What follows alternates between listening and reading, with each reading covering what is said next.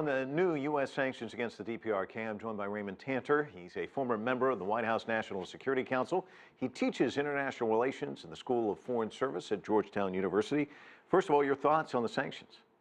Well, the sanctions are very consistent with the policy of proportional response at the time and the place of America's choosing.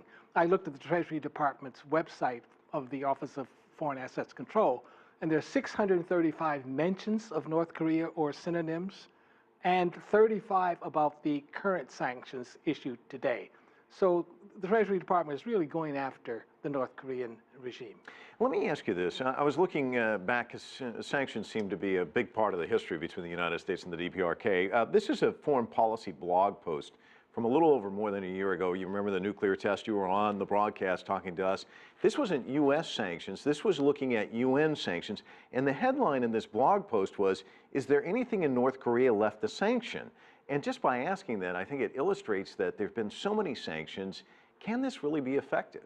Well, sanctions can be effective if it sends a signal not only to Kim Jong-un, but also to the government of China that it should covertly or secretly pressure the regime in Pyongyang. And that's what I think will happen, and therefore I expect North Korea to back down.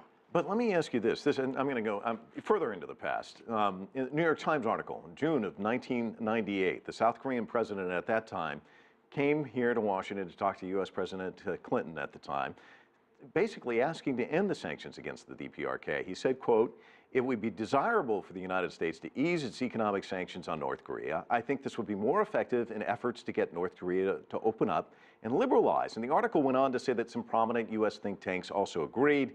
In fact, one said it is time for a bolder approach from the United States. It seems like this is the playbook the U.S. always goes to: sanctions, sanctions, sanctions.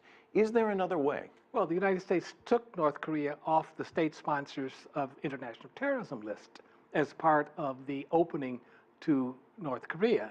But North Korea lied about its nuclear proliferation activities. It lied and cheated, and therefore there's a move by the GOP Congress to place North Korea back on the state sponsors list. But it's in the purview of President Obama, not the Congress, on this issue. But you were in the new National Security Council. Is this the only thing that comes out that people, well, here's what we go and do? I mean, there's got to be other options, one would think. And clearly, when you look at Russia, it's actually the sanctions have made Vladimir Putin even more popular in his own country. There are only 1,053 Internet protocol addresses, IP addresses, in the whole of North Korea. There are over 1 billion in the United States.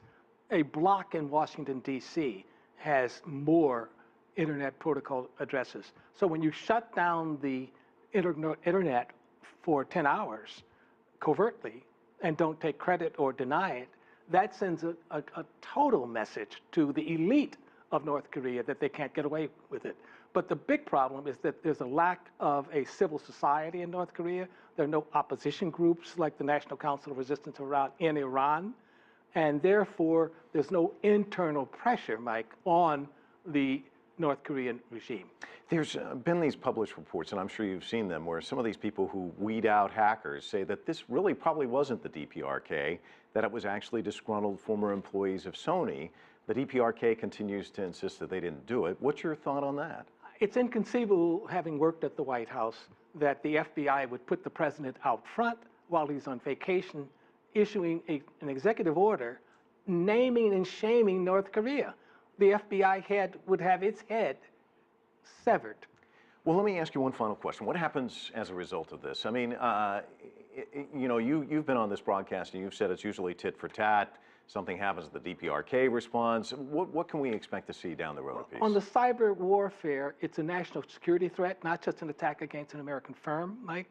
And therefore, I think that Chinese pressure at this time will cool the situation down. But if it doesn't, then I expect escalation.